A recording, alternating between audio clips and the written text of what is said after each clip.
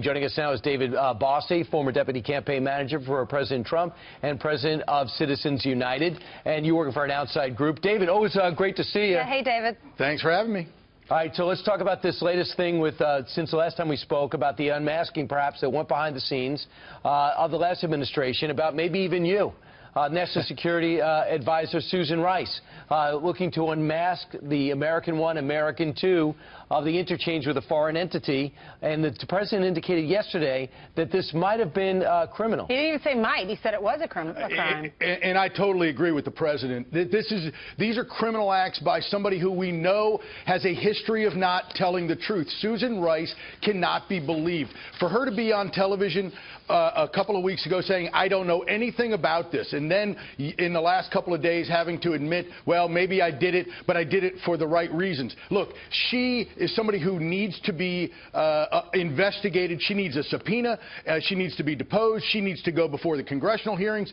She needs before congressional intel committees, both in the House and Senate. And I want to see if there's going to be a grand jury convened for this, because somebody needs to go to jail for what happened during this transition. And the president is exactly right. Do you think this is just about Mike Flynn's name and just about her? Oh, well, first of all, I have no idea. Look, there was a lot of us at Trump Tower during the campaign and transition. So it's going to be interesting to see what other names were unmasked. And I think that we're going to have to get, whether it's Dr.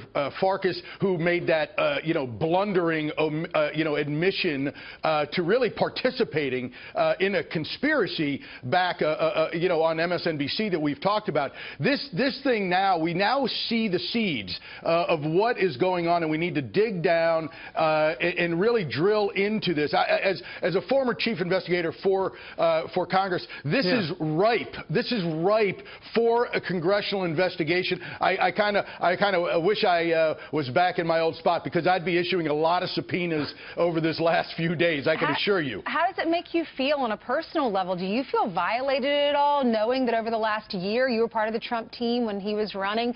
Do you feel like you were listened to or you were surveilled? I don't put a lot of time thinking about it, but I can tell you, because it's obviously not about me. If I fell into that pool of folks, it'll be a shame, because we were doing the right thing for President Trump at the time during the campaign, and we were doing the right thing for America during the transition, trying to build a government from scratch. And it'll be a real shame if the Obama administration was using that for political advantage. Gotcha. Which is what President Trump has said from the beginning. Sure, and it would be tragic because you weren't talking to any foreign nationals. You were just talking to other Americans. So if they were surveilling you, that would have been a And if you don't trust Susan Rice, if you say she wasn't telling the truth and it's been proven that she hasn't, your personal information, do you trust your personal information in her hands? Clearly not. You can, look what this administration has done over 8 years. What the Obama administration did over the 8 years, whether it was investigating conservative groups using the IRS as leverage, we know that they will do a whole host of really bad things for America and for the American people. And this is just President Trump once again has hit the nail on the head. We'll see where this goes, David. Now let's talk about something else that I found very intriguing. Late afternoon, Steve Bannon, it was announced that Steve Bannon would be removed from the Principals Committee of the National Security Council, and income CIA Director Mike Pompeo, who should have been there to begin with, and the Chairman of the Joint Chiefs of Staff, Dunford, is now back in.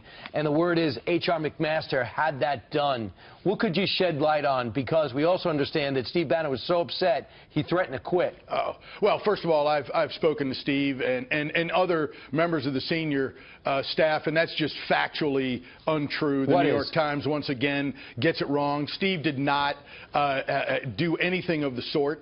Steve has the full confidence of the President of the United States. Look, General McMaster, he has been able to come in and put his own thumbprint on the national security team that he wants to have. And really, Steve Bannon was put on the National Security Committee because the President wanted him there along with General Flynn, Brennan, his former national security advisor, and I think it was really a check to make sure that the president was being served well and getting all of the right information. The president wanted to really have Steve there just as his eyes and ears. I don't think that that's necessary anymore. I think this is really a nothing burger story at this point. So, the controversy was really Steve being put on. This is inside the White House. It's the palace intrigue. Look, they're going to make up something because the palace intrigue is always very strong.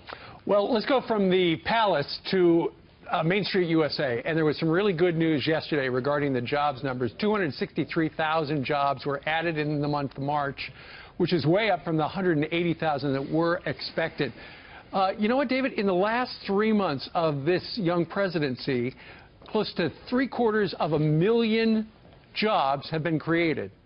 Something's going on. Well, it's called optimism, and it's called the markets reflecting the hope that President Trump's policies, economic policies, are going to be put through Congress. And Congress better get with the program. They better start understanding what the American people want. And so these job numbers the last 2 months have been incredible for the president. And that's all based on hope, growth, and opportunity, not based on actual policies yet. So I think that this is really Congress's ball to not stall because this you're worried, opportunity. David. It sounds like you're worried because you saw health care fall. Yeah. You're worried that the tax cuts might not come as quickly as they need to be or at all because of the interest groups and because Congress, even the Republican Party, is not on the same page. Yeah, I need to see some congressional leadership here. To be quite honest, they failed dismally on health care. And I put all of the blame on Congress and the congressional leadership on this, not the president. Look, the president came in as a change agent. The president came in as an outsider coming in to change Washington. The people inside of Congress have had years to be ready for an Obama care repeal and replace movement. They had 5 months since the election to get ready, and they couldn't come to consensus. That's all on them, not on the President of the United States, who came in and trusted them to put together the right policies. So, look, I believe that with tax reform, it's essential for America's engine to get revved up. We need to see 2, 3, 4% GDP. We need growth, and it's going to come through President Trump's economic plan. David, a lot of people are excited about these numbers. A lot of people went to the polls to vote for President Trump because of jobs. They also went to the polls. Many conservatives, many of the evangelicals went to the polls. After that Billy Bush video came out, people said, are you still going to vote for him? And they said yes, because we care so much about the Supreme Court. Neil Gorsuch could get on the bench in 2 days. Actually, could be on the bench tomorrow. That's right. How do you feel about that? I mean, this was something that he ran on, and many people went to the polls wanting a conservative on the bench. It is such a great question, and for me, you know, I worked tirelessly for the president during the campaign, for a lot of reasons, but specifically for the Supreme Court vacancy that was the late great Antonin Scalia. Being able to now fill that seat with Judge Gorsuch is a tremendous undertaking for the president. What a victory for him tomorrow.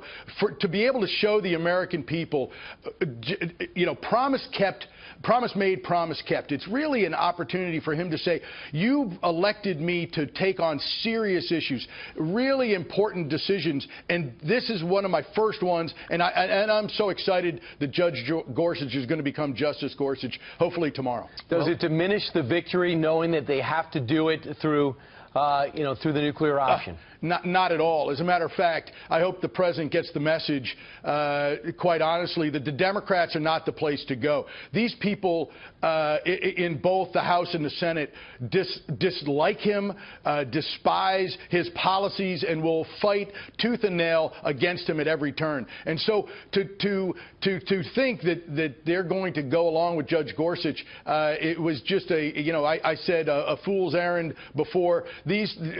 Majority Leader McConnell is doing this exactly right. He's showing the American people through the hearing process, through the Senate process, that there is not one thing to hang your hat on to be against Judge Gorsuch. And these Democrats, for partisan reasons, are simply holding him up, and they're going to go nuclear. And I want to send Chuck Schumer a bottle of champagne if he does it, because I got to tell you, that is something that changes the Senate for the better, because now Majority Leader McConnell can just deal with him the way he needs to be dealt with. I think they got like 4 Democrats came over to vote for him. That's what I think. Dave Bossie, thanks so much.